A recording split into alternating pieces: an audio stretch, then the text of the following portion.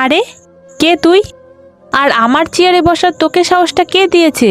আমার কেবিনে এসে তুই আমার চেয়ারেই বসে আছিস। ওঠ ওঠ, চল বেরো চল। আরে পূজা, হ্যাঁ রাহুল, আরে তুই এখানে কি করছিস? আরে আমি তো একটা আর্জেন্ট কাজের জন্য এই কোম্পানিতে এসেছি। তার মানে পূজা নামে এখানে তুইই আছিস? হ্যাঁ আমার নামই পূজা।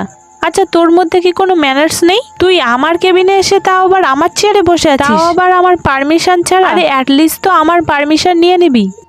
আরে সেরকম কোনো ব্যাপার না, আসলে আমি এই কোম্পানিতে ব্যাস, আর একটাও কথা না।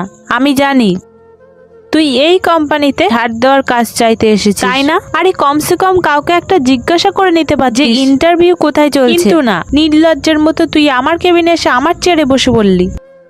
পূজা দেখ, ভুল বুঝছিস। আমি এখানে কোনো ইন্টারভিউ দিতে আসিনি।